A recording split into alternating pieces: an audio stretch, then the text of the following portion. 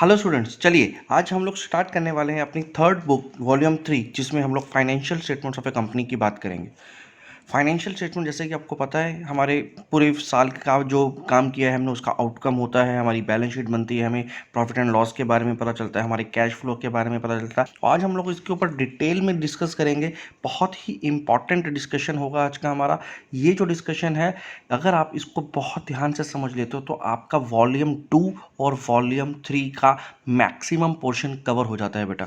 यही बेस होता है हमारे वॉल्यूम 2 का भी और वॉल्यूम 3 के बुक्स। यानी जब हम लोग शेयर्स की बात करते हैं, हमारी डिबेंचर्स की बात करते हैं, या फिर हम लोग अपनी फाइनेंशियल स्टेटमेंट्स में बैलेंस शीट्स की बात करते हैं, प्रॉफिट एंड लॉस अकाउंट की बात करते हैं जो कि statement of profit and loss account है, या फिर हम लोग आगे जाकर के रेशियो एनालिसिस की बात करेंगे, उसके बाद हम कैश फ्लो की बात करेंगे। लेकिन उन सबको अच्छे तरीके से समझने के लिए हमें इन फाइनेंशियल स्टेटमेंट्स की इस थ्योरी को बहुत ध्यान से समझना है। आपका ये थोड़ा सा टाइम, ये जो इस वीडियो का जो थोड़ा सा टाइम मैं आपसे मांग रहा हूँ, इसको बहुत फोकस के साथ दे दो। आई कैन एश्योर यू कि आपको पूरी के पूरे दोनों वॉल्यूम्स में, volume 2 and volume 3 of TS Grewal में, किसी भी तरह की कोई दिक्कत नहीं होगी। सबसे पहले हम लोग कुछ फाइनेंशियल स्टेटमेंट्स के बारे में यहाँ पर लिखेंगे। आपको बहुत ध्यान से इसके नोट्स बना लेने हैं बेटा। यहाँ पर जो फाइनेंशियल स्टेटमेंट के बारे में एक लाइन लिखी है, जरा इसको जरा ध्यान से समझते हैं। यहाँ पर मैंने लिखा है कि financial statements are prepared in the format that is prescribed in Schedule 3 of the Company Act 2013। यानी कि जो हमारी फाइनेंशियल स्टेटमेंट्स प्रिपेयर होती हैं उसका एक पहले से प्रिस्क्राइब्ड फॉर्मेट है बेटा, ठीक है, जो कि हमारे शेड्यूल 3 में कंपनी एक्ट 2030 के अंदर मेंशन किया हुआ है। तो हमें ये जो फाइनेंशियल स्टेटमेंट्स बनानी होती हैं ये इसी प्रिस्क्राइब्ड फॉर्मेट में बनानी होती है, हम इसमें चेंजेस नहीं कर सकते। जैसे कि 11th क्लास में आप बैलेंस शीट बनाते थे तो आप अपनी मर्जी से कोई भी आइटम को ऊपर नीचे लिख देते थे, लेकिन यहाँ पर आपको वही सीक्वेंस, वही फॉर्मेट एज इट इज़ उसी को फॉलो करना पड़ेगा जब हम लोग कंपनीज की बात करते हैं, क्योंकि ये कंपनी एक्ट में प्रिस्क्राइब्ड फॉर्मेट है, हमें इसको एज इट इज़ फॉलो करना पड़ता है। अब फाइनेंशियल स्टेटमेंट्स में आता क्या है, सबसे पहले वो समझ लेते हैं। सबसे पहले हमें ये समझना है कि फाइनेंशियल स्टेटमेंट्स में क्या क्या आता है। तो फाइनेंशियल स्टेटमेंट्स में हमारे पास ये 4 तरह के स्टेटमेंट्स को हमें समझना है। इसमें जो मेजर है वो है बैलेंस शीट, जिसको हमने पूरे प्रिस्क्राइब्ड जो फॉर्मेट है उसको एज इट इज़ हमें उसको समझना होगा। उसके बाद इसी तरह से हमारे पास स्टेटमेंट है प्रॉफिट एंड लॉस का भी प्रिस्क्राइब्ड फॉर्मेट है जिसको हमें समझना है। नोट्स टू अकाउंट जो कि इन दोनों को सपोर्ट करता है, मतलब बैलेंस शीट का एक फेस होगा और उसके अंदर जो डिटेल होगी वो नोट्स टू अकाउंट्स में होगी। इसी तरह से statement of profit and loss का भी एक फेस होगा, उस फेस में कुछ चीज़ें दिखाई देंगी लेकिन जो मेजर डिटेल्स होंगी वो नोट्स टू अकाउंट्स में होंगी। तो ये हमें सपोर्ट करेगा इन दोनों को डिटेल को समझने में। और फोर्थ नंबर पर जो बहुत ही इंपॉर्टेंट स्टेटमेंट हमें समझनी है हमारे सिलेबस के हिसाब से भी, वो है कैश फ्लो स्टेटमेंट। इसके अलावा जो भी हमारी जो थ्योरी है इसकी, जैसे कि इसके कैरेक्टरिस्टिक्स हो गए, इसका नेचर हो गया, नीड ऑफ फाइनेंशियल स्टेटमेंट्स हो गया, या ऑब्जेक्टिव ऑफ फाइनेंशियल स्टेटमेंट्स हो गया, उसकी लिमिटेशंस हो गई, तो ये सब करने के लिए आपको बहुत ज़्यादा मेहनत नहीं करनी पड़ेगी। जो 11th क्लास का फर्स्ट चैप्टर आप लोगों ने पढ़ा था, जो 11th क्लास, ये मैं 11th क्लास की तरफ जा रहा हूँ। 11th क्लास में जो हमारा फर्स्ट चैप्टर था, उस चैप्टर की जो पूरी थ्योरी थी वही थ्योरी हमारी यहाँ पर भी एप्लीकेबल होती है। तो अगर आपने वो पढ़ा हुआ है तो आपका वो काम ऑलरेडी हो चुका है। एक बार आप उसको रिवाइज कर लेना कि क्या क्या लिमिटेशंस अकाउंटिंग के बारे में बोल रखी है, क्या ऑब्जेक्टिव्स बोल रखे हैं, वो सारी चीज़ें यही हमारी फाइनेंशियल स्टेटमेंट्स में भी एप्लीकेबल होती हैं। तो अब सबसे पहले हम लोग बात करेंगे बच्चे बैलेंस शीट की। अब बैलेंस शीट का जैसे कि आपको पता है कि एक प्रिस्क्राइब्ड फॉर्मेट है जो कि हमें फॉलो करना है, उसी फॉर्मेट को हम लोग यहाँ पर फॉलो करेंगे और जल्दी से एक बैलेंस शीट का फॉर्मेट बनाएंगे और देखेंगे किस तरह से हमें वो प्रिपेयर करना है। तो अब यहाँ पर हम लोग समझने वाले हैं कि हमारी बैलेंस शीट का क्या फॉर्मेट होगा, जो कि प्रिस्क्राइब्ड है part 1 of schedule 3 of the company act 2030 में। तो आपको ये याद होना चाहिए कि ये कहाँ पर प्रिस्क्राइब्ड है। अब जो बैलेंस शीट होती है, जैसे कि आप लोगों ने नॉर्मल पहले बैलेंस शीट बनाते थे, अब वो बैलेंस शीट उस तरह के फॉर्मेट में नहीं बनेगी बच्चे। यहाँ पर जो हमारी बैलेंस शीट होगी उसका फॉर्मेट थोड़ा सा डिफरेंट होगा। हम इसको 2 पार्ट्स में समझेंगे। तो आज हम लोग पहले एक पार्ट को डिस्कस करेंगे, उसके बाद नेक्स्ट पार्ट को अगले वीडियो में डिस्कस करेंगे। तो बैलेंस शीट एज एट जैसे कि हम लोग लिखते थे वो यहाँ पर लिखेंगे। अब इस बार जो हम लोग बैलेंस शीट बनाने वाले हैं बच्चे, वो बैलेंस शीट हमारी वर्टिकल बैलेंस शीट होगी, ना कि हॉरिजेंटल। अभी तक जो हम लोग बनाते थे वो हॉरिजेंटल बनाते थे, हमारी इन्फॉर्मेशन इस तरह से दिखाई देती थी, लेकिन अब जो हमारी इन्फॉर्मेशन बैलेंस शीट में इस तरह से नजर आएगी। तो देखते हैं वो किस तरह से बनेगी। तो सबसे पहला जो आपको यहाँ पर कॉलम बनाना है वो बनाना है पर्टिकुलर्स का। तो पर्टिकुलर्स का यहाँ पर एक कॉलम बन जाएगा जो कि ज़्यादातर स्पेस लेगा हमारा इसमें। इसके बाद हमें यहाँ पर एक और कॉलम को बनाना है, छोटा सा कॉलम बनेगा यहाँ पर। आप तो आप साथ साथ इसको बना सकते हैं ताकि आपकी प्रैक्टिस हो जाएगी साथ साथ। तो वो होगा नोट नंबर। इसके बाद आपको यहाँ पर अमाउंट डालना है बच्चे। ये जो अमाउंट है ये एक्चुअली में जो भी हमारा करंट ईयर होगा वो ईयर यहाँ पर आ जाएगा। फॉर एग्जांपल 2021 है तो 2021 हम लोग यहाँ पर लिख देंगे, और एक और अमाउंट यहाँ पर आ जाएगा यहाँ अब इसी के बाद, जो कि प्रीवियस ईयर का इन्फॉर्मेशन देगा हमें।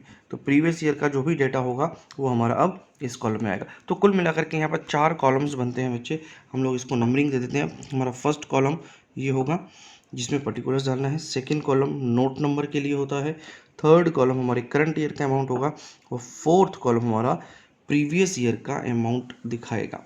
तो एक्चुअल में क्यों करते हैं हम लोग यहाँ पर ऐसा, देखिए ये तो हमारा मेन हेड्स दिखाएगा जो कि हमारे प्रिस्क्राइब्ड है हमारे फॉर्मेट में। अब इसके अगेंस्ट में यहाँ पर हमारा करंट ईयर का जो भी वैल्यू निकल के आ रहा है वो दिखाई देगा, और उसको हम लोग साथ ही साथ में कंपेयर कर सकते हैं प्रीवियस ईयर के साथ। ये प्रीवियस ईयर की जो इन्फॉर्मेशन होगी ये आपको नॉर्मली गिवन होगी पहले से, ये पिछले साल का डेटा है जो कि आपको यहाँ पर दिखाई दे रहा है साथ साथ, ताकि आप उसको अच्छे से कंपेयर कर सके, इजीली कंपेयर कर सके। ठीक है, तो चलिए अभी इसको हम डिटेल में समझेंगे बच्चे कि क्या क्या इसमें आने वाला है। ये जो नोट नंबर वाला सेक्शन हमने देखा, यहाँ पर हम लोग कुछ नोट नंबर डालेंगे जिसकी डिटेल्स हमारे नोट्स टू अकाउंट एक अलग से हमारा एक और स्ट्रक्चर बनेगा जिसके अंदर हमारी हर एक आइटम की डिटेल होगी और उसका रेफरेंस हम लोग यहाँ पर देंगे। चले देखते हैं हम लोग किस तरह से देने वाले हैं।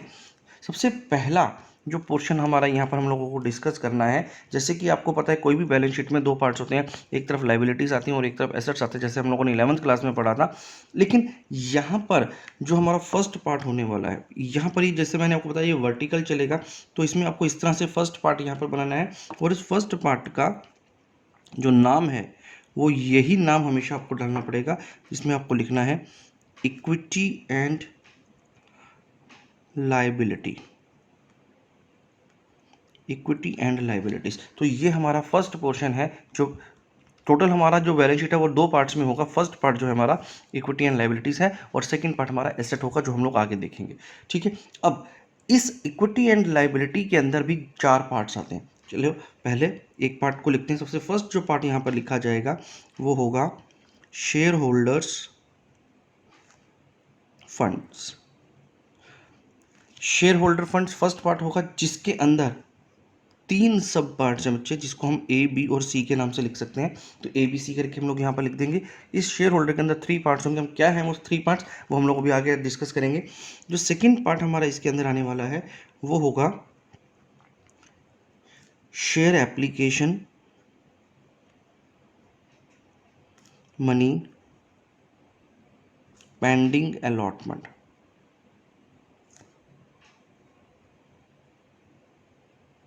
इस तरह से ही हमारा सेकंड पार्ट होगा। आपको ये बहुत जल्दी से याद हो जाएंगे, मैं आपको खुद याद करा दूंगा बेटे इसको, तो इसमें आपको टेंशन लेने की जरूरत नहीं है कि ये क्या क्या लिख रहा हूँ मैं। बस एक बार आप पहले एक बार स्ट्रक्चर देख लो, फिर मैं आपको इसको पूरी तरह से एक्सप्लेन करता हूँ। थर्ड जो पॉइंट हमें यहाँ पर लिखना है, थर्ड पॉइंट हमारा जो आएगा वो आएगा नॉन करंट लाइबिलिटी का। यहाँ पर नॉन करंट लाइबिलिटीज हम लोग लिखेंगे। अब इस नॉन करंट लाइबिलिटीज़ के अंदर 4 पार्ट्स होंगे, तो इसको हम लोग ए बी सी और डी से अलग अलग 4 पार्ट्स बना दिए हमने। अब क्या हैं ये चारों पार्ट्स हम लोग लेटर डिस्कस करेंगे अभी। इसके बाद हमारा जो फोर्थ पोर्शन होगा इसके अंदर वो होगा करंट लाइबिलिटीज़ का। तो करंट लाइबिलिटीज़ का एक हम लोग सेक्शन बना देंगे, जिसके अगेन फर्दर 4 पार्ट्स हैं, ए बी सी और डी हम लोग यहाँ पे लिखेंगे। और इसके बाद फाइनली हम लोग यहाँ पर इसका टोटल कर देंगे बच्चे। तो यहाँ पर अब हमारे पास इसका टोटल आ जाएगा। और ये है हमारा फर्स्ट पोर्शन का टोटल कंटेंट, जिसको हमें याद भी रखना है, इसी फॉर्मेट को हमें फॉलो करना होगा। सबसे पहले बात करते हैं इक्विटी एंड लाइबिलिटीज़ का मतलब क्या होता है। देखिए इक्विटी एंड लाइबिलिटीज, यहाँ पर 2 टर्म्स दे रखे हैं, इक्विटी और एक लाइबिलिटी। लाइबिलिटी से तो आप बिल्कुल अवेयर हैं, आपने 11th क्लास में बैलेंस शीट्स बनाई हैं। तो लाइबिलिटी का मतलब होता है जिसमें हमारे पास कोई ऑब्लिगेशन होता है, कोई लाइबिलिटी होती है, तो उसको हम लोग लाइबिलिटी सेक्शन में, जैसे कि आप लोगों को बैलेंस शीट बनाते थे तो बैलेंस शीट में आप लोग लेफ्ट हैंड साइड पर सारी लाइबिलिटीज़ को डालते थे। इसके साथ साथ अब हमारे यहाँ पर एक और नया कीवर्ड आ गया इक्विटी। नाउ इक्विटी का मतलब क्या होता है, देखिए आपको याद होगा जब आप 11th क्लास की लाइबिलिटीज़ के साइड में सबसे पहले जो कंपोनेंट लिखते थे वो होता था कैपिटल, और उसके बाद जितनी भी सारी एक्सटर्नल लाइबिलिटीज़ होती थी आप उसको मेंशन करते थे। तो यहाँ पर भी बिल्कुल कुछ ऐसा ही होने वाला है। ये जो लाइबिलिटी सेक्शन है ये एक्चुअली रिप्रेजेंट कर रहा है हमारी आउटसाइडर लाइबिलिटीज़ को, जबकि इक्विटी हमारे कैपिटल वाले पार्ट को डिस्कस करने वाला है। जब यहाँ पर हम लोग उस कैपिटल को इक्विटी के नाम से जानते हैं, तो यहाँ पर जो भी इक्विटी का पार्ट होगा यानी जो ऑनर्स की बात होगी, जो कि हमारे शेयर होल्डर जिसको हम लोग यहाँ पर बोलेंगे आगे जा करके, उसका जितना भी इन्वेस्टमेंट होगा वो सब हमें इस इक्विटी वाले सेक्शन में दिखाई देगा। और यहाँ पर अगर आप देखो ये जो 4 पार्ट दिखाई दे रहे हैं, इसमें first 2 parts are related to equity, और बाद के जो तीसरा और चौथा पार्ट है यानी थर्ड और फोर्थ जो पार्ट है वो हमारे एक्सटर्नल लाइबिलिटीज से रिलेटेड है।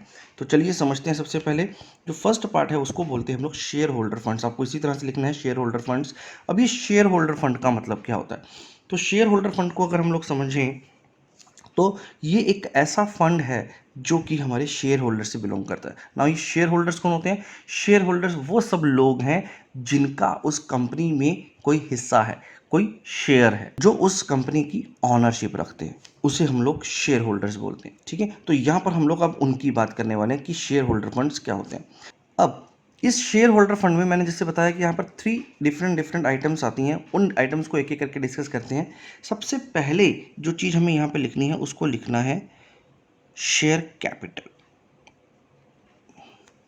सबसे पहले यहाँ पर शेयर कैपिटल आता है बच्चे। अब ये शेयर कैपिटल क्या होता है? चलो अब इस शेयर कैपिटल को बहुत ध्यान से समझेंगे। इस पूरी बैलेंस शीट में सबसे ज़्यादा इंपॉर्टेंट पार्ट हमारा शेयर कैपिटल ही है, जो कि आपके पास एग्जाम्स में भी बहुत बार आएगा और इसी से रिलेटेड आपका वॉल्यूम 2 भी है बच्चे। तो इसलिए बहुत ध्यान से इसको हम लोग समझेंगे। तो शेयर कैपिटल को समझते हैं सबसे पहले कि शेयर कैपिटल होता क्या है। देखिए, शेयर कैपिटल को समझने के लिए सबसे पहले हमें समझना पड़ेगा कि शेयर क्या होता है। Now what is share? ठीक है, ये शेयर क्या होता है? शेयर क्या होता है? शेयर कोई भी जब कंपनी होती है उस कंपनी में एक इन्वेस्टमेंट की जाती है, एक उसका पैसा होता है, एक उसका कैपिटल होता है। ठीक है, जो टोटल कैपिटल जिसको आप लोग बोलते हैं।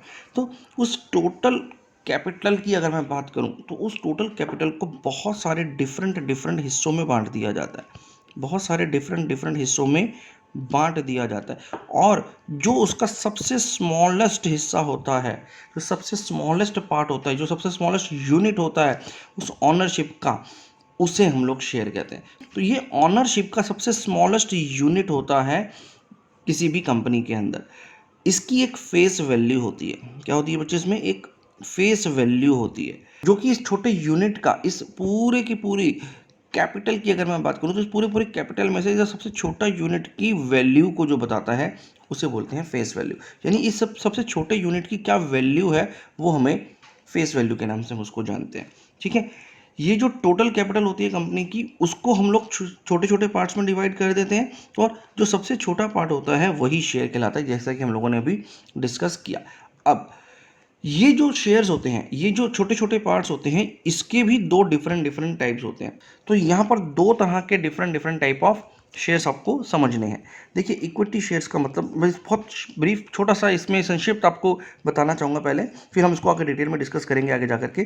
तो इक्विटी शेयर का मतलब होता है वो शेयर्स जो कि एक्चुअली हमें ऑनरशिप दे रहे हैं। यहाँ पर हमारे पास ऑनरशिप आ रही है। अगर आप किसी कंपनी के इक्विटी शेयर से ले लेते हैं तो इसका मतलब आप कहीं ना कहीं उसकी ऑनरशिप ले रहे हो। ठीक है, तो ये हमारी डायरेक्ट ऑनरशिप से कनेक्ट होता है, और इसकी जो वैल्यू होती है वो डिपेंड करती है हमारे प्रॉफिट्स के ऊपर। तो अब जो भी शेयर होल्डर होंगे वो जो अगर वो इक्विटी शेयर्स लेते हैं तो जो उनको पैसा मिलना है, जो उनकी शेयर की वैल्यू रहेगी, वो डिपेंड करेगी हमारी साल दर साल कि हमारी प्रॉफिट कितने हो रहे हैं कंपनी में, उसके ऊपर डिपेंड करेगी।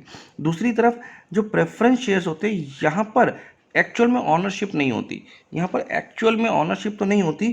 क्यों? क्योंकि यहाँ पर इनके पास कुछ प्रेफरेंसेस दे करके कुछ प्रेफरेंसेस दे दी जाती हैं और उनका रिस्क कम कर दिया जाता है। जैसे कि इसमें मैंने आपको बताया कि सारा का सारा जो ऑनरशिप है वो प्रॉफिट के ऊपर डिपेंड करता है कि उनकी वैल्यू क्या होने वाली है। तो अगर प्रॉफिट इन केस नहीं होता है तो इनका जो शेयर की वैल्यू है वो बहुत कम हो सकती है, और कभी कभी वो ख़त्म भी हो सकती है, वो ज़ीरो भी हो सकती है उनकी इन्वेस्टमेंट। तो यहाँ पर इनके पास एक हायर रिस्क रहता है। जबकि अगर मैं बात करूँ प्रेफरेंस शेयर्स की, तो प्रेफरेंस शेयर्स वालों के पास रिस्क कम होता है। ठीक है, इनको एक फिक्स्ड रेट ऑफ डिविडेंड बता दिया जाता है कि भाई आपको कितना कम से कम डिविडेंड हम लोग पे करेंगे, वो एक फिक्स कर दिया जाता है पहले। यहाँ पर कुछ फिक्स नहीं होता, यहाँ पर तो सारा का सारा डिपेंड करता है हमारा प्रॉफिट के ऊपर, लेकिन यहाँ पर इनको एक फिक्स कर दिया जाता है, उसके बाद इनको वो पे करना पड़ता है। और यहाँ पर इनको प्रेफरेंस मिलती है, जो यहाँ के शेयर होल्डर्स होते हैं, प्रेफरेंस शेयर होल्डर होते हैं, उनको प्रेफरेंस मिलती है इक्विटी शेयर्स की अपेक्षा।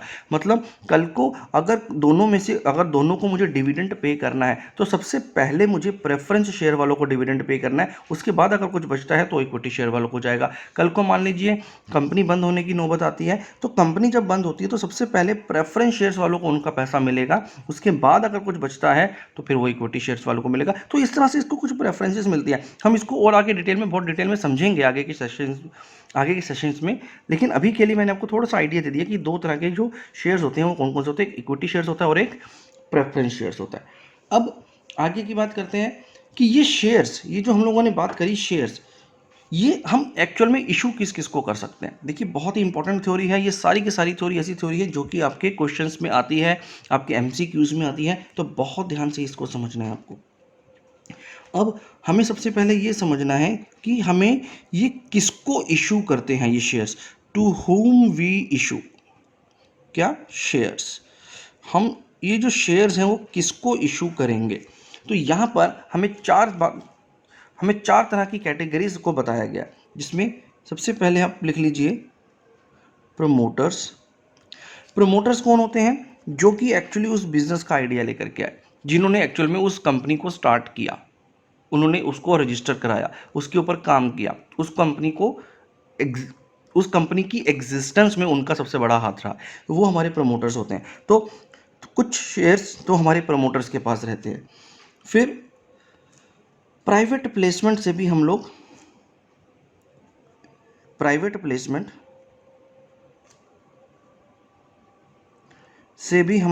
इशू करते हैं। प्राइवेट प्लेसमेंट का मतलब होता है कि हम लोगों ने कुछ प्री डिफाइंड कंपनीज को, फाइनेंशियल इंस्ट्रूमेंट्स को डिसाइड किया हुआ है कि हम लोग इनको अपने कुछ शेयर्स देंगे, और उनको एक फिक्स एक प्री डिफाइंड रेट भी डिसाइडेड होता है हमारे पास कि भाई हम इस डेट को जाकर के इतने इंस्टीट्यूशंस में जाकर के हम उनको इतने शेयर्स दे देंगे। तो वो इशू हम लोग उन प्राइवेट प्लेसमेंट्स को करते हैं जो कि पहले से ही प्री डिफाइंड है, पहले से फिक्स्ड है कि भाई इनको हमें ये देना है। वो कुछ इंस्टीट्यूशंस होते हैं जो कि बहुत बड़े बड़े फाइनेंशियल इंस्टीट्यूशंस होते हैं। तीसरा जो हम लोग मेजरली इशू करते हैं वो करते हैं पब्लिक को। ठीक है, अब यहाँ पर हम लोग सब्सक्राइब करते हैं पब्लिक को, ये जो शेयर सब्सक्राइब करते हैं। यहाँ पर क्या हुआ, एक नॉर्मल पब्लिक, एक कोई भी नॉर्मल सा इंसान आकर के हमारी इस कंपनी का ऑनर बन सकता है इस शेयर्स को खरीद करके। ठीक है, हम लोग कंपनी क्या करती है, उनको इनवाइट करती है कि भाई हम लोग अपने शेयर्स दे रहे हैं पब्लिक में, तो जो इंटरेस्टेड है वो आकर के शेयर ले सकता है। उसका एक फिक्स रेट कर दिया जाता है, एक फेस वैल्यू बता दी जाती है कि कितने रुपए का एक शेयर है और कितने शेयर्स आपको लेने पड़ेंगे या मैक्सिमम कितने ले सकते हैं। वो सारी बातें हम लोग बताते हैं और पब्लिक को वो शेयर्स बोलते हैं लेने के लिए। तो पब्लिक हमारे इस बिज़नेस में अपना पैसा डालती है और उसके बदले में उसको हम लोग ऑनरशिप ऑफर कर देते हैं। फोर्थ, कभी कभी हम लोग क्या करते हैं, कंसीडरेशन के रूप में दे देते हैं, for consideration other than cash.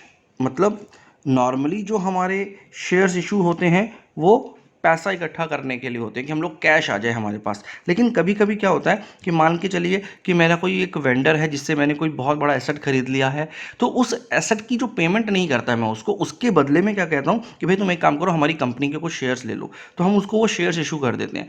अब उसको मुझे मान के चलो मैंने एक बिल्डिंग खरीदी करीब 1 करोड़ रुपए की, तो उस 1 करोड़ रुपए की बिल्डिंग का मैंने पैसा या तो पूरा नहीं दिया या बिल्कुल भी नहीं दिया, तो उसके बदले में क्या दे दिया मैंने उसको, कंपनी के शेयर्स दे दिए, जो भी हमारी फेस वैल्यू उसके हिसाब से। तो यहाँ पर ये कुछ हम लोगों ने बातें समझी कि किस किस को ये हम इशू कर सकते हैं। अब आगे समझते हैं कि शेयर कैपिटल क्या होती है।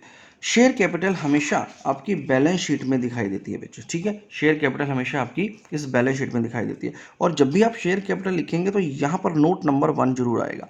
ये नोट नंबर 1 क्या कह रहा है कि यानी इसकी कुछ डिटेल्स हैं हमारी बैलेंस शीट के अंदर जो कि यहाँ पर नहीं दिखाई दे रही हैं, इसको कहीं और लिखा है, जिसको हम लोगों ने कहाँ लिखा होगा, जैसे कि मैंने भी आपको बताया था, नोट्स टू अकाउंट्स एक अलग स्ट्रक्चर बनेगा नोट्स टू अकाउंट्स का, उसमें हम लोग इसकी सारी डिटेल डालेंगे। क्योंकि ये बैलेंस शीट में हम सिर्फ इतनी ही चीज़ डाल सकते हैं, ये उसका एक फेस है, ये बैलेंस शीट का एक फेस है बेटा। इसकी जो मेजर डिटेल्स होंगी, अभी शेयर कैपिटल के अंदर बहुत सारी चीज़ें होती हैं, वो सारी चीज़ें अब हम लोग इसमें नहीं लिख सकते। इसके लिए हम लोग क्या करते हैं, एक अलग फॉर्मेट बनाते हैं और उसमें वो सारी चीज़ें मेंशन कर देते हैं, और यहाँ पर उस नोट का नंबर मेंशन कर देते हैं कि वहाँ पर वो जो नोट्स बनाए हैं हमने, उस नोट्स में कौन से नंबर पर हमने शेयर कैपिटल को लिखा है, तो ये वो नोट नंबर होता है, तो वो यहाँ पे लिखेंगे और जो भी अमाउंट वहाँ पर कैलकुलेट होगा वो अमाउंट फिर मेरा इस वाले कॉलम में आ जाएगा। ठीक है, तो चलो अब समझते हैं डिटेल में कि ये शेयर कैपिटल क्या होता है एक्चुअल में।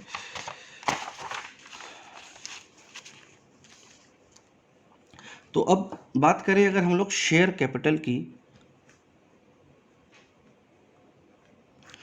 अब ये जो शेयर कैपिटल हमारी बैलेंस शीट में दिखाई देगा, बैलेंस शीट में एक्चुअली नोट्स टू अकाउंट्स में दिखाई देगा, उसमें क्या क्या चीज़ें आती हैं देखते हैं। सबसे पहले हमें इसमें मेंशन करना होता है ऑथोराइज्ड कैपिटल।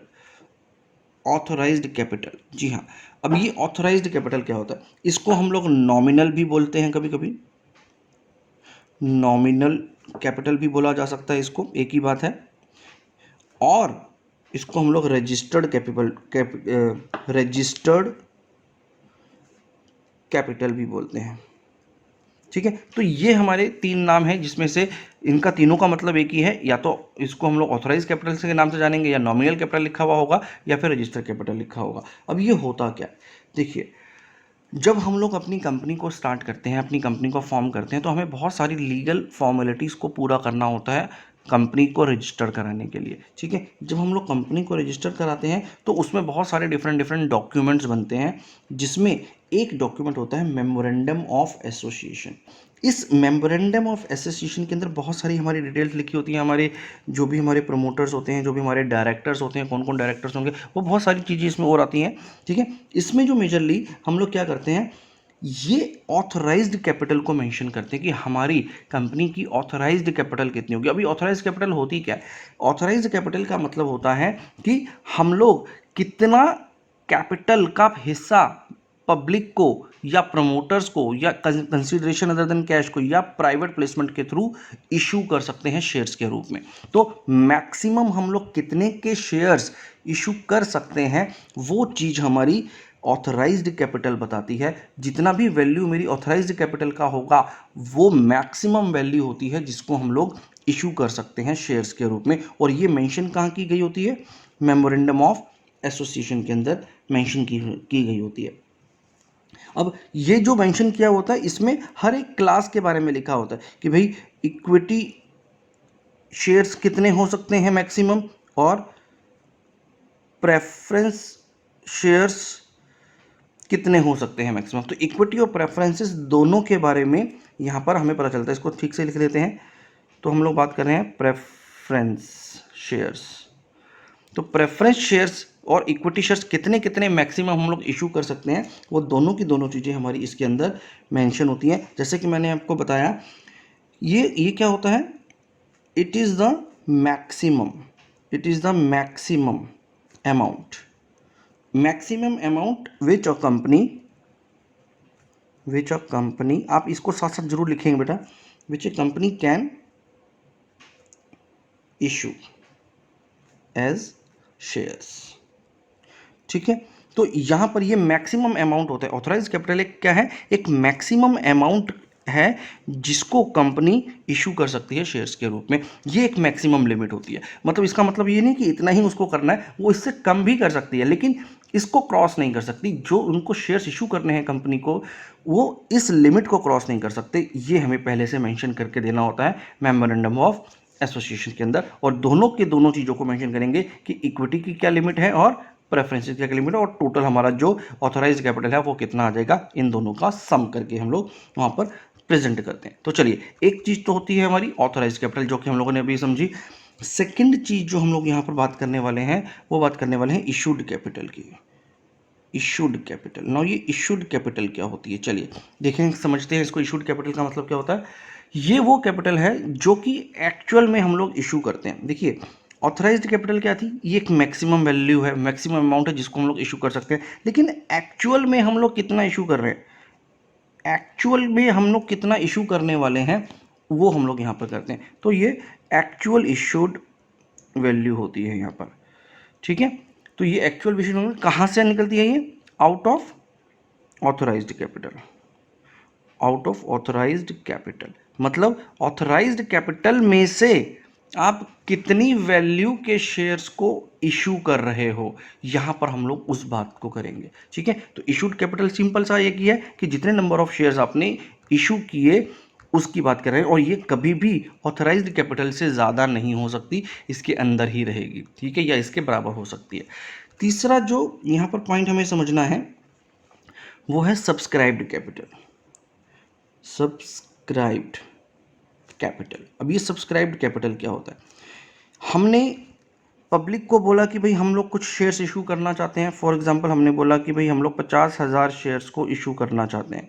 ठीक है, अब पब्लिक ने कितना इंटरेस्ट दिखाया उसमें, ठीक है, कितना लोग सामने आए और उन्होंने हमारे शेयर्स लेने चाहे, उसे हम लोग बोलते हैं सब्सक्राइब्ड कैपिटल। जितने एक्चुअल में हम लोग सब्सक्राइब कर चुके हैं वो हमारा सब्सक्राइब्ड कैपिटल होता है। अब यहाँ पर कुछ एक लिमिट्स की बात की करेंगे हम लोग आगे जा करके कि कितनी कितनी लिमिट्स होती हैं। तो आपने फॉर एग्जांपल 50,000 शेयर्स की बात करिए, तो अगर आपका 90% का सब्सक्रिप्शन नहीं होता है, मान लेते हैं 90% का सब्सक्रिप्शन नहीं हो पाता है, तो फिर आप अपने इन शेयर्स को इशू नहीं कर सकते। ठीक है, तो कम से कम आपको 90% शेयर्स को सब्सक्राइब करना ही पड़ेगा। अगर आपकी पब्लिक, यानी पब्लिक को अगर आप मान लीजिए इशू कर रहे हैं और उसमें 90% शेयर्स अगर आप सब्सक्राइब नहीं कर पाते, तो ये जो आपने इशू कर रहा था वो आपका कैंसिल हो जाएगा।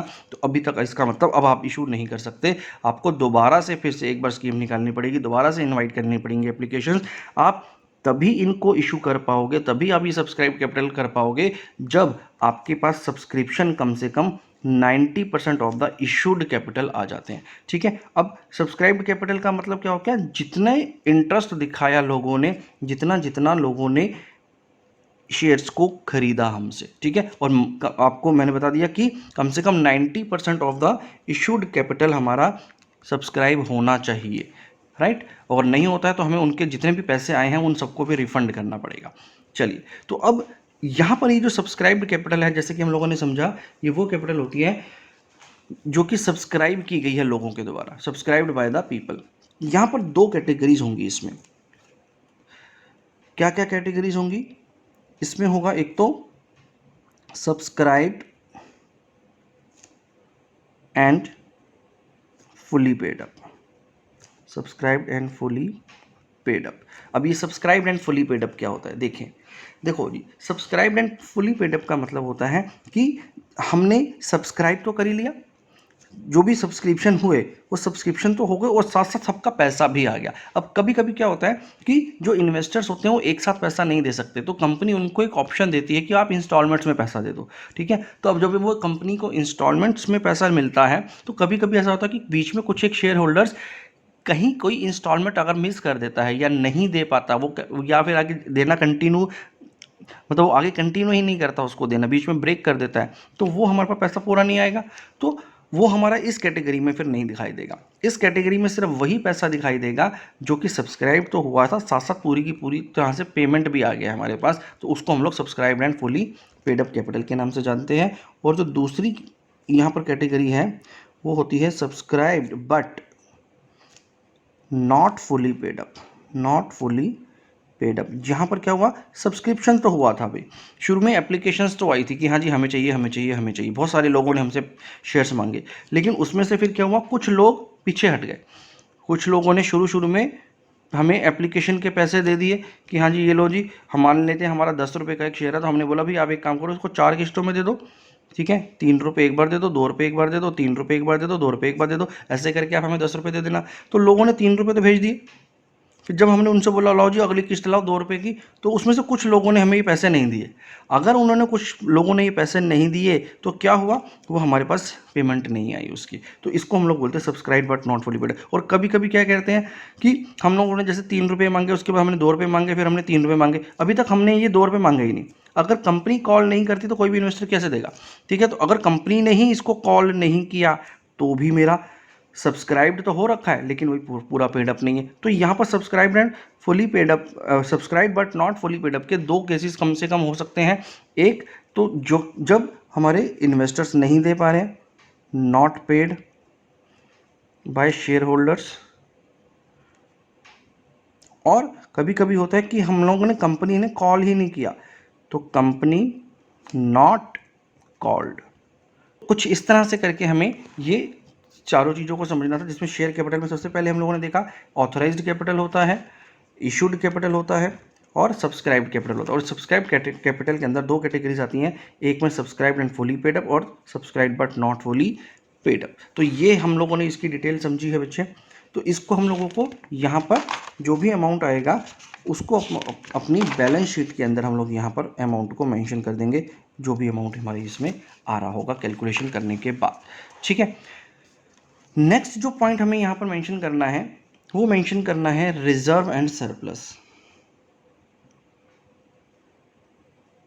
Reserve and surplus. अब ये रिजर्व एंड सरप्लस क्या होता है, चलो इसके बारे में समझते हैं। जो बी पार्ट में हमने लिखा, ये जो रिजर्व एंड सरप्लस होता है बेटा, ये एक्चुअली ऑनर्स का ही पैसा है। ये कंपनी का वो कमाया हुआ पैसा है जो कि हमने डिस्ट्रीब्यूट नहीं किया शेयर होल्डर्स में, उसको अलग से रख दिया है, वो उस रिजर्व्स में दिखा रहा है या सरप्लस दिखा रहा है, जो कि अभी तक डिस्ट्रीब्यूट नहीं हुआ है। ठीक है, तो it is an amount set aside from profits for various purposes. ठीक है, बहुत डिफरेंट पर्पसेस से हम लोग इसको रख सकते हैं। चलो इसको थोड़ा सा डिस्कस कर लेते हैं, वैसे बहुत ज़्यादा बड़ा टॉपिक नहीं है ये। अगर मैं बात करूँ रिजर्व्स एंड सरप्लस की, रिजर्व्स एंड सरप्लस, अब ये जो मेरा रिजर्व्स एंड सरप्लस होता है, मैंने जैसे आपको बताया, ये एक ऐसा अमाउंट है, it is the amount that is set aside, यानी अलग कर दिया जाता है। कहाँ में से? From profits. तो यहाँ पर हम लोग क्या करते हैं, अपने प्रॉफिट में से कुछ पैसे को अलग कर देते हैं। किस लिए? For various purposes. अलग अलग रीजंस हो सकते हैं। अब क्या क्या रीजंस हो सकते हैं, उसमें से एक दो चीज़ें बात कर लेते हैं, जैसे कि टू मीट लाइबिलिटीज। भाई हमारे पास कुछ लाइबिलिटीज़ हैं, हमें उनको पे करना होगा बाद में जा करके, तो हम क्या करते हैं, अभी से थोड़ा थोड़ा सा पैसा अलग करना शुरू कर देते हैं। या फिर हम लोग अपनी फाइनेंशियल जो पोजीशन है उसको स्ट्रेंथन करना चाहते हैं, तो टू स्ट्रेंथन फाइनेंशियल पोजीशन। तो ये आप सब आई होप नोट्स बना रहे होंगे बेटा। ठीक है, तो फाइनेंशियल पोजीशन को हम लोग स्ट्रॉन्ग करते हैं ऑफ कंपनी। इसके अलावा और भी कुछ एग्जांपल्स हो सकते हैं, कुछ हम लोग रिजर्व्स या प्रोविजंस जैसे आप लोगों ने देखा है हम लोग बनाते हैं, जैसे कि कुछ एग्जांपल्स लेते हैं। उसमें एक होता है हमारा कैपिटल रिजर्व। कैपिटल रिजर्व, इसके अलावा आप लिख सकते हो इसमें आप कैपिटल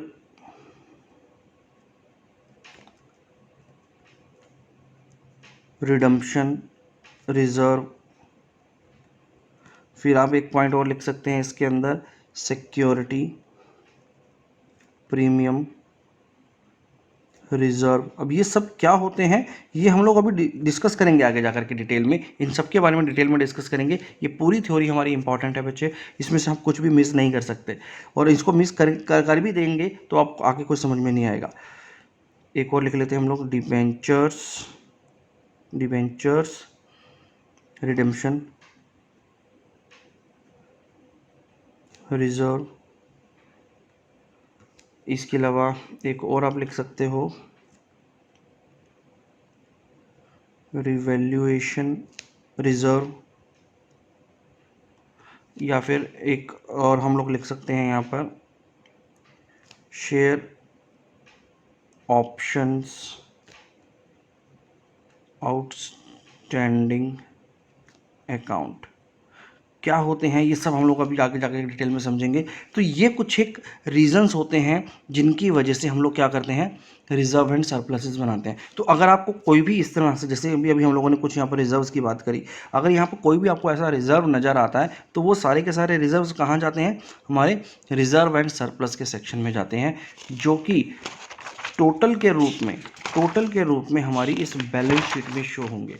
यहाँ पर इस रिजर्व एंड सरप्लस की बैलेंस शीट में होगा, और यहाँ पर हम लोग डाल देंगे नोट नंबर 2। और इस नोट नंबर 2 में जो हम लोग नोट का सेक्शन बनाएंगे, उसके सेकंड नोट में हम लोग रिजर्व एंड सरप्लस की डिटेल्स डालेंगे कि भाई कितने कितने रिजर्व्स में कितना कितना पैसा है, कितना हमने कौन सी लायबिलिटी के लिए अलग किया है, कितना सरप्लस हमारे पास बचा हुआ है, बैलेंस कितना बचा हुआ है जो प्रॉफिट अभी डिस्ट्रीब्यूट नहीं हुआ, तो वो सारी चीज़ें हम लोग अब रिजर्व एंड सरप्लस के अंदर दिखाई देंगी हमारी उस नोट सेक्शन के अंदर। अब नोट सेक्शन कैसे बनाना है वो हम लोग अभी आगे जाकर के डिस्कस करेंगे, ठीक है। अभी हम लोग बेसिक चीज़ों को पहले डिस्कस कर लेते हैं कि हमारी ये बैलेंस शीट का क्या फॉर्मेट होने वाला है। चलिए एक लास्ट पॉइंट और डिस्कस करते हैं इसका, जो सी पार्ट है। इस सी पार्ट में हमें लिखना है money received against share warrants,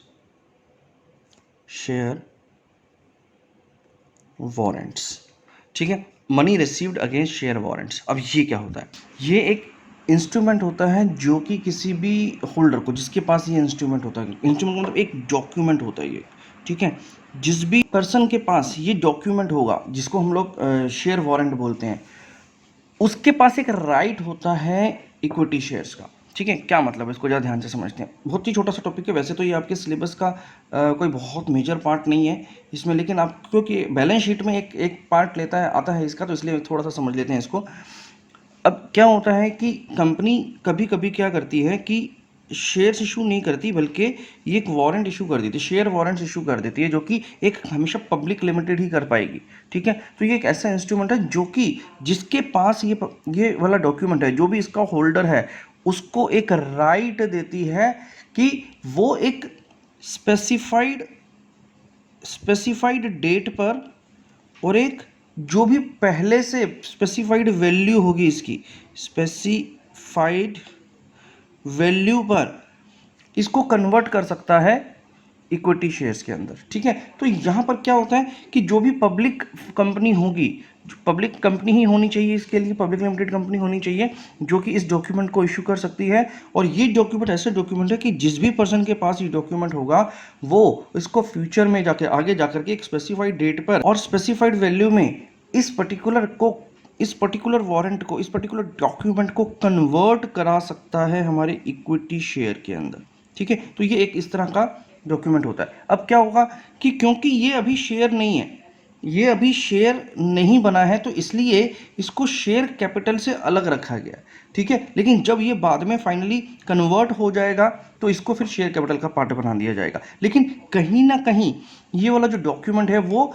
हमारे शेयर होल्डर फंड का पार्ट तो होगा ही होगा, ठीक है। तो ये शेयर होल्डर फंड का पार्ट है, क्योंकि अल्टीमेटली ये पैसा किसका है? ये पैसा हमारे शेयर होल्डर्स का ही है, जो कि आगे जाकर के जिसको शेयर्स मिल जाएंगे। तो इसलिए इसको हम लोग शेयर होल्डर फंड में तो रखते हैं, लेकिन कैपिटल में अभी नहीं आया है, क्योंकि अभी इसके अगेंस्ट में एक्चुअल में इक्विटी शेयर्स इशू नहीं किए गए हैं, तो इसलिए उसको एक अलग हेडिंग में रख दिया जाता है। इसको बोलते हैं money received against share warrant. तो ये पैसा तो हमारे पास रिसीव हो गया, तो इसलिए इसको शेयर होल्डर फंड में डाल दिया जाता है, ठीक है। तो आई होप आपको ये समझ में आ गया होगा। तो अगर इसको आपको लिखना होता तो इसको आप लिख सकते हैं कि this is an instrument that gives the holder rights to get equity shares on a specified date and at a specified value।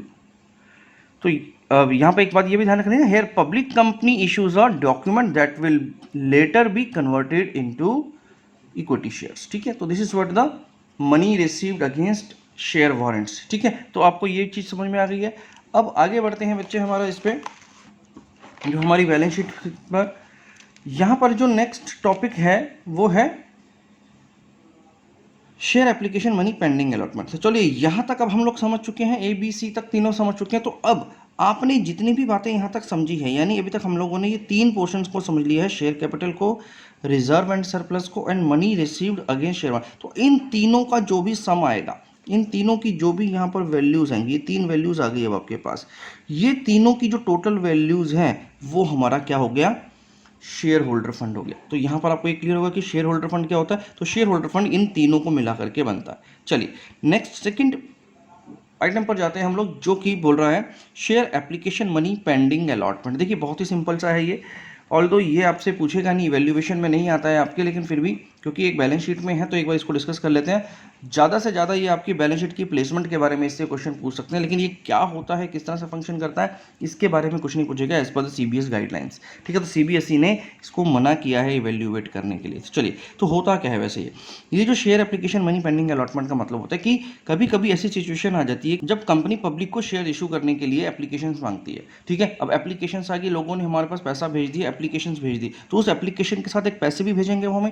भाई अगर कोई भी पर्सन शेयर्स को खरीदना चाहता है तो वो पहले एप्लीकेशन भेजेगा और उस एप्लीकेशन के साथ एक चेक भी भेज देता है।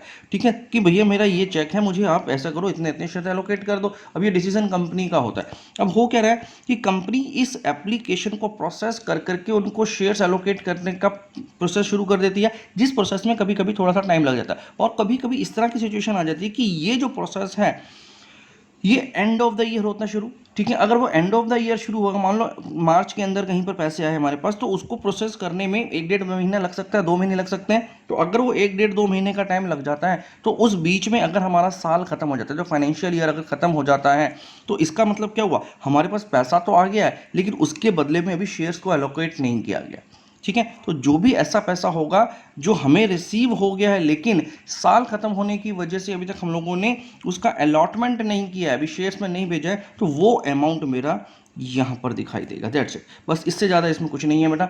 ये वही पैसा होता है जिसको अब हम लोगों ने ले तो लिया है लेकिन अभी इसके बदले में शेयर्स को एलोकेट नहीं किया। क्यों नहीं किया, क्योंकि शायद साल खत्म होगा। अब जब नया साल शुरू हो गया तो नए साल में अभी ये यहाँ से खत्म हो जाएगा और ये कहाँ पर शिफ्ट हो जाएगा, बाद में शेयर कैपिटल में शिफ्ट हो जाएगा जब इनको शेयर्स एलोकेट हो जाएंगे इस अमाउंट के। तो चलिए, ये वाला पॉइंट भी हम लोगों ने डिस्कस कर लिया है।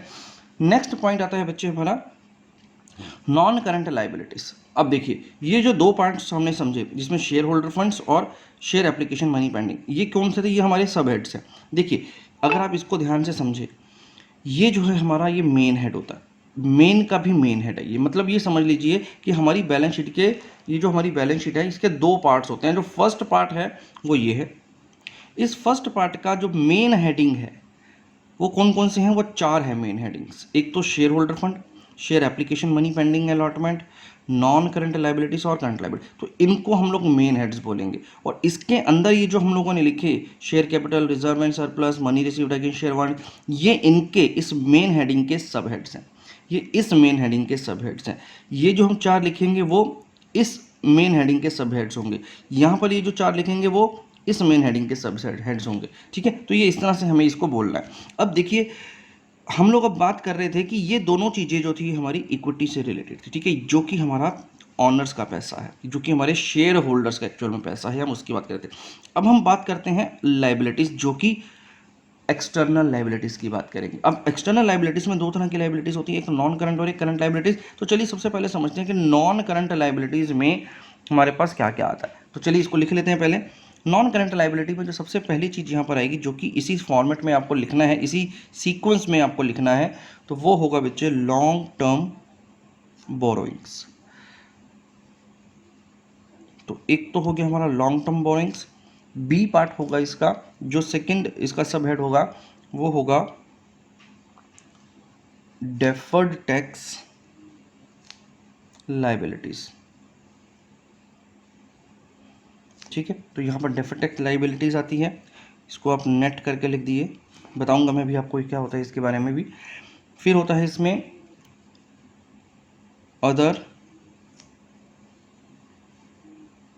Long term liabilities. Other long term liabilities के बाद फोर्थ पार्ट आता है हमारा लॉन्ग टर्म प्रोविजंस। ये हो गया हमारा फोर्थ पार्ट। तो देखिए, ये जो नॉन करंट लाइबिलिटीज है इसके चारों पार्ट्स हम लोगों ने लिख लिए। अब इसको जरा समझने की कोशिश करते हैं कि क्या होता है इन सब में।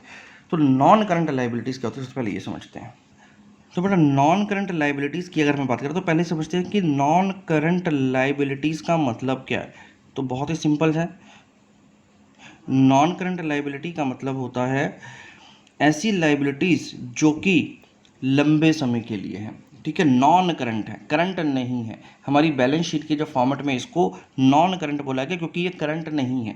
ठीक है, यानी ये लंबे समय तक की लाइबिलिटीज़ हैं। तो कोई भी ऐसी लाइबिलिटीज़ जो 1 साल से ज़्यादा तक जाने वाली है वो हमारी नॉन करंट लाइबिलिटीज़ में आ जाएंगी। अब यहाँ पर वो जो 1 साल होता है वो अकाउंटिंग ईयर की बात कर रहे हैं, और इसके साथ साथ हम लोग को एक ऑपरेटिंग पीरियड भी को भी कंसीडर करना होता है। ये ऑपरेटिंग पीरियड क्या होता है ये हम लोग आगे जाकर के डिस्कस करेंगे। तो अभी के लिए आपको ये समझना है कि जो भी हमारा 1 साल से ज़्यादा तक का या ऑपरेटिंग पीरियड से ज़्यादा तक का लाइबिलिटी होगा वो नॉन करंट लाइबिलिटी के सेक्शन में जाएगा, जिसमें हमारे को सबसे पहले समझना है ए पार्ट में कि लॉन्ग टर्म बोरोइंग्स क्या होता है। तो देखिए बोरोइंग्स का मतलब क्या है बच्चे, बोरोइंग्स का मतलब होता है उधार, जैसे कि लोन्स, ठीक है। तो लॉन्ग टर्म बोरोइंग्स का मतलब कोई भी किसी भी तरह का एनी एक्सटर्नल, देखिए मैं एक्सटर्नल लिख रहा हूँ इसलिए क्योंकि ये बाहर के लोगों के लिए है, जैसे बैंक हो गया, फाइनेंसर्स हो गए, उनसे रिलेटेड है। तो एनी एक्सटर्नल लोन, कोई भी एक्सटर्नल लोन, जैसे कि मान लेते हैं इसमें डिवेंचर्स हो सकते हैं, डिवेंचर्स को हम लोगों ने इशू किया, ठीक है। या फिर हो सकता है कि किसी तरह का कोई पब्लिक डिपॉजिट हो, पब्लिक डिपॉजिट हो सकते हैं, बॉन्ड्स हो सकते हैं इसमें, या फिर जैसे कि आपको पता है कि लॉन्ग टर्म बैंक लोन्स हो सकते हैं या टर्म लोन्स हो सकते हैं। लोन्स लिख लेते हैं अभी हम लोग इसको, लॉन्ग टर्म लोन्स हो सकते हैं इसमें। तो ये सारी चीज़ें हमारी किस में आती हैं, लॉन्ग टर्म बोरोइंग्स में आती है। इसका मतलब क्या हुआ कि ये सारे ऐसे आइटम्स हैं जिनको हमें पे आउट करना पड़ेगा, जिनको रीपेमेंट करना पड़ेगा, और इन सब की जो रीपेमेंट है ये कब होने वाली है, 1 साल के बाद होने वाली है, एक लंबे पीरियड के बाद होने वाली है, एक मतलब मोर देन फाइनेंशियल ईयर, या फिर जो कि पेबल है एक पर्टिकुलर ऑपरेटिंग साइकिल के बाद, ठीक है। तो उसे हम लोग लॉन्ग टर्म बोरोइंग्स का नाम देते हैं। तो इसमें बहुत ज़्यादा कुछ समझने वाली बात नहीं है। सेकेंड जो पॉइंट हमें इसमें समझना है नॉन करंट लाइबिलिटीज़ में, वो है डेफर्ड टैक्स लाइबिलिटीज़। देखिए अब डेफर्ड टैक्स लाइबिलिटीज़ का जैसे कि मैंने आपको बताया कि ये जो पोर्शन होता है ये भी हमारा इवेल्यूएट नहीं होगा as per the CBSE guidelines. आपसे इसके बारे में कोई क्वेश्चन नहीं पूछा जाएगा, लेकिन क्योंकि हमारी बैलेंस शीट का पार्ट है तो आपको ये पूछा जा सकता है कि ये कहाँ पर जाने वाला है बैलेंस शीट में। तो आपको ये पता होना चाहिए कि ये नॉन करंट लाइबिलिटीज़ का पार्ट है, सेकंड पार्ट है डेफर्ड टैक्स लाइबिलिटीज़, ठीक है। अब ये होता क्या है, जब भी हम लोग टैक्स की कैलकुलेशन करते हैं, देखो बेटा टैक्स जब भी दिया जाता है तो टैक्स को पहले से हम लोग एक एस्टीमेट लगा लेते हैं। तो हमारा जो अकाउंटिंग होता है, हमने कुछ अकाउंटिंग करी और अकाउंटिंग के पॉइंट ऑफ व्यू से हम लोगों ने देखा कि हमारा इनकम टैक्स कितना बन रहा है। अकाउंटिंग के ज़रिए हम लोगों ने कैलकुलेट किया कि हमारा इनकम टैक्स कितना बन रहा है, और हमने उसके बाद जो एक्चुअल टैक्स पे कर रहा है, जो मेरा एक्चुअल जो टैक्स पेबल है वो भी कैलकुलेट होगा जब मैं टैक्स पे करूंगा, ठीक है। अकाउंटिंग के हिसाब से तो मेरा ये इनकम टैक्स पे होना है और एक्चुअल में टैक्स पेबल मेरा कुछ और हो सकता है, ठीक है। तो अब इन दोनों में कुछ डिफरेंस आ सकता है। अगर अकाउंटिंग पीरियड ज़्यादा होता है, is more than tax payable, तो अगर ऐसी सिचुएशन आती है कि मैंने अकाउंटिंग इनकम टैक्स जो है वो ज़्यादा रखा हुआ है लेकिन मेरा जो टैक्स पेबल है वो कम है, तो उस केस में मेरा जो टैक्स होता है वो डेफर्ड टैक्स लायबिलिटीज माना जाता है, ठीक है। तो डेफर्ड टैक्स लायबिलिटी क्या हुआ, जब भी मेरा अकाउंटिंग इनकम टैक्स जो निकलता है, अकाउंटिंग के जरिए जो मैंने इनकम टैक्स कैलकुलेट किया वो ज़्यादा है जो एक्चुअल टैक्स से, तो यानी मेरे पास एक डेफर्ड टैक्स लायबिलिटी है। इसका उल्टा भी हो सकता है कि कभी कभी अकाउंटिंग इनकम टैक्स जो हमने कैलकुलेट किया वो लेस देन टैक्स पेबल हो, तो उस केस में वो क्या बन जाता है, वो डेफर्ड टैक्स एसेट्स बन जाते हैं। तो बस आपको इससे ज़्यादा नहीं समझने की जरूरत है बेटा इसमें। तो डेफर्ड टैक्स लायबिलिटी ऑल दो से इवेल्युएट नहीं होगा, बस आपको ये ध्यान में रखना है कि ये बैलेंस शीट में कौन सी पोजीशन पर आता है। चलिए आगे की तरफ बढ़ते हैं। अब हम लोग नेक्स्ट पार्ट है जो कि सी पार्ट हम लोग डिस्कस करेंगे इसका, वो है अदर लॉन्ग टर्म लाइबिलिटीज़। तो देखिए अदर लॉन्ग टर्म लाइबिलिटीज़ में क्या आता है। तो देखिए बेटा अदर लॉन्ग टर्म लाइबिलिटीज़, जैसे कि आपको पता चल रहा होगा कि कोई भी ऐसी लाइबिलिटीज़ जो कि अभी तक उसमें नहीं आई है वो सारी अदर्स में आ जाएंगी। अब इसमें मेजरली 2-3 चीज़ें आप नोट कर सकते हैं, जैसे कि ट्रेड पेबल्स। ट्रेड पेबल्स हमारा हमेशा इसी कैटेगरी में आएंगे बेटा, ठीक है। जब हमारे लॉन्ग टर्म के होंगे, जब ये कौन से होंगे, लॉन्ग टर्म के, मतलब ऐसे ट्रेड पेबल्स जो कि 1 साल से ज़्यादा हमारे पास रहने वाले हैं, मोर देन 12 मंथ्स, और ऑपरेटिंग पीरियड, इसको आप लिख लीजिए मोर देन ऑपरेटिंग पीरियड। ठीक है, ऑपरेटिंग पीरियड के बारे में हम लोग एक डिस्कशन करेंगे बड़ा बाद में जा करके। ठीक है, अभी के लिए आपको यही समझना है कि जो भी ऐसे ट्रेड पेबल्स हैं जो 1 साल से ज़्यादा तक हमारे पास रहने वाले हैं, हम उनको अदर लॉन्ग टर्म लाइबिलिटीज़ में रखने वाले हैं। अब ये जो लॉन्ग टर्म पेबल्स हैं इसमें 2 चीज़ें आती हैं, एक तो क्रेडिटर्स होते हैं हमारे, जितने भी हमारे सेंट्री क्रेडिटर्स हैं, और इसके अलावा बिल्स पेबल। जितने भी हमारे बिल्स पेबल होते हैं वो भी हमारे ट्रेड पेबल्स में ही आते हैं। अगर ये 1 साल से ज़्यादा रहने वाले हैं हमारे पास तो वो अदर लॉन्ग टर्म लाइबिलिटीज़ में शो करेंगे। ठीक है, इसके अलावा और भी कुछ किसी भी तरह की जो भी आपको अदर लॉन्ग टर्म बोरोइंग्स के बारे में पता है और अदर लॉन्ग टर्म लाइबिलिटीज़ जो भी आपको पता है, कोई भी ऐसी लाइबिलिटी जो कि हमने अभी तक डिस्कस नहीं करी है, ना तो हमने लॉन्ग टर्म बोरोइंग्स में उसकी बात करी है, ना ही हमने डेफर्ड टैक्स लाइबिलिटीज़ में बात करी है, और ना ही यहाँ पर पेबल की बात करी है। तो जो भी कोई ऐसी लाइबिलिटी है जो कि एक लंबे समय तक चलने वाली है, वो सारी लाइबिलिटीज़ हम लोग अदर लॉन्ग टर्म लाइबिलिटीज़ में डाल देंगे। ठीक है, तो यहाँ पर ये अदर लॉन्ग टर्म लाइबिलिटीज़ बहुत सिंपल सा टॉपिक सा था। अब लास्ट है जो इसमें हमारा, वो है लॉन्ग टर्म प्रोविजंस। तो देखें क्या होता है जब हम लोग बात करते हैं लॉन्ग टर्म प्रोविजंस की। तो देखिए, लॉन्ग टर्म प्रोविजन का मतलब क्या है, ऐसे प्रोविजन जो कि हम लोग बनाते हैं। अब प्रोविजंस क्यों बनाए जाते हैं ये तो आपको पता ही है कि ताकि हम लोग अपनी लाइबिलिटीज़ को मीट कर सके फ्यूचर में जा करके। ठीक है, तो इसलिए हम लोग प्रोविजन बनाते हैं। तो ऐसा कोई भी प्रोविजन जो आज हम लोग बना रहे हैं और उसकी जो लाइबिलिटी आने वाली है, वो कब आएगी, वो 1 साल के बाद आएगी, वो आएगी आफ्टर 1 ईयर। ठीक है, अगर वो 1 साल के अकाउंटिंग पीरियड के बाद आने वाली है या फिर ऑपरेटिंग साइकिल के बाद आने वाली है तो उसको हम लोग लॉन्ग टर्म प्रोविजन मानेंगे। ऐसा कोई भी प्रोविजन जिसकी लाइबिलिटी 1 साल के बाद या फिर ऑपरेटिंग साइकिल के बाद आने वाली है वो हमारा लॉन्ग टर्म प्रोविजन में माना जाएगा। अब इसका एक कोई अगर अपने एग्जाम्पल समझना हो तो एग्जाम्पल के लिए आप लिख सकते हो, जो भी हमारे प्रोविजन होते हैं फॉर से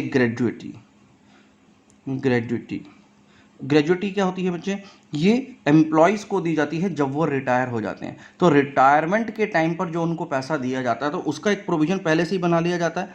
ठीक है, तो वो हमारा एक लॉन्ग टर्म प्रोविजन होता है, जो कि एक ऐसा नहीं होता कि जिस साल वो रिटायर होने वाले उसी साल मैं ये प्रोविजन बनाऊंगा। तो ये प्रोविजन बहुत पहले से ही बना लिया जाता है। ठीक है, तो क्योंकि प्रोविजन बहुत पहले से बना लिया जाता है तो ये बहुत लंबे समय तक हमारे पास रहता है, इसलिए इसको लॉन्ग टर्म प्रोविजन में रखा जाएगा। तो ये कुछ एक बातें थी जो कि हम लोगों ने अभी समझी लॉन्ग टर्म लाइबिलिटीज़ के अंदर।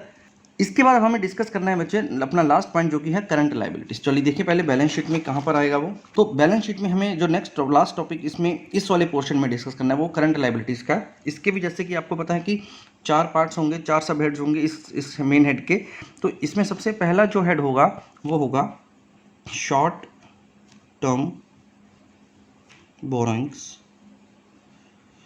तो देखिए ऊपर जब आपने यहाँ पर लिखा था नॉन करंट लाइबिलिटी तो आपने पहले लिखा था लॉन्ग टर्म बोरिंग्स। अब लॉन्ग टर्म के बदले में क्या लिख देंगे, शॉर्ट टर्म बोरिंग्स लिख देंगे। इसके बाद सेकंड जो पार्ट होगा यहाँ पर वो होगा ट्रेड पेबल्स, वो होगा ट्रेड पेबल्स। सी पार्ट में होगा other current liabilities, other current liabilities, short term provisions. तो ये हमारे 4 सब हेड्स हैं जो कि करंट लाइबिलिटीज़ के अंदर आएंगे। अब इन चारों को जल्दी जल्दी से समझ लेते हैं, बहुत छोटी छोटी सी चीज़ें हैं, इसको समझने में बहुत ज़्यादा टाइम नहीं लगेगा आपको। तो सबसे पहले हम लोग बात करते हैं शॉर्ट टर्म बोरोइंग्स की। जैसा कि आपने समझा था कि लॉन्ग टर्म बोरोइंग्स में वो सारी बोरोइंग्स आती हैं जो कि लॉन्ग पीरियड तक चलती हैं। तो उसके जस्ट अपोजिट यहाँ पर ऐसी सारी बोरोइंग्स, ऐसे सारे उधार, लोन्स, एडवांसेस आएंगे जो कि विद इन अकाउंटिंग पीरियड ख़त्म हो जाएंगे, विद इन 12 मंथ्स के पीरियड में या उस अकाउंटिंग पीरियड में ख़त्म हो जाएंगे। वो सारे हमारे शॉर्ट टर्म बोरोइंग्स में आते हैं। इसी तरह से ट्रेड पेबल्स में हम लोगों ने समझा था कि यहाँ पर 2 आइटम्स होते हैं, जैसे कि क्रेडिटर्स या फिर बिल्स पेबल। कोई भी ऐसे क्रेडिटर्स की लाइबिलिटी या बिल्स पेबल की लाइबिलिटी जो कि इसी फाइनेंशियल ईयर में ख़त्म हो जाएगी वो हमारी करंट लाइबिलिटीज़ में कंसिडर की जाएगी। अदर करंट लाइबिलिटीज़ में वो सब लाइबिलिटीज़ आ जाएंगी जो हमारी यहाँ पर अभी तक नहीं आई हैं। करंट लाइबिलिटीज़ हैं लेकिन ना तो वो शॉर्ट टर्म बोरोइंग्स में मेंशन की जा सकी हैं और ना ही ट्रेड पेबल्स में, तो वो सारी की सारी करंट लाइबिलिटीज़ यहाँ पर आ सकती हैं बच्चे। अब अगर मैं इसके एग्जांपल्स बताऊँ आपको अदर करंट लाइबिलिटीज़ के, जैसे कि इनकम रिसीव्ड इन एडवांस आ गया या अनपेड डिविडेंड्स हो गए, ठीक है। तो इसके बाद अदर करंट लाइबिलिटीज़ की बात हो चुकी है हमारी। अब अदर करंट लाइबिलिटीज़ के बाद हमारे पास आता है short term provisions. Short term provisions बच्चे जैसे कि कोई भी ऐसा प्रोविजन जो कि हम लोगों ने किसी लाइबिलिटी को मीट करने के लिए बनाया है, लेकिन वो उसी पर्टिकुलर साल के अंदर अंदर यूज़ हो जाएगा। एक ऐसा प्रोविज़न है जिसको हमने ये बात को ध्यान में रख कर के बनाया जो कि इसी साल में हो जाएगा। जैसे कि एग्जांपल ले लेते हैं कि हम कभी कभी कुछ एम्प्लॉय बेनिफिट्स के लिए प्रोविजंस बना सकते हैं, तो जो प्रोविजन फॉर एम्प्लॉय बेनिफिट्स आ गया, या फिर किसी एक स्पेसिफिक एक्सपेंस को ध्यान में रख करके जो इसी साल होना है उसका एक प्रोविजन बना दिया, या फिर प्रोविजन फॉर टैक्स हो गया जो कि टैक्स आपको एंड ऑफ द ईयर पे करना ही होता है। तो उस तरह के जो प्रोविजंस बनते हैं जो कि उसी साल में यूज़ होने होते हैं, वो सारे प्रोविजंस हमारे शॉर्ट टर्म प्रोविजंस के अंदर आ जाते हैं। तो ये कुल मिलाकर के हम लोगों ने समझा बच्चे, ये जो बैलेंस शीट का फर्स्ट पार्ट हम लोगों ने समझा। अब नेक्स्ट वीडियो में हम लोग जो बात करने वाले हैं, नेक्स्ट वीडियो में हमें बात करनी है इसका सेकंड पार्ट जो कि होगा एसेट्स का। Thank you very much.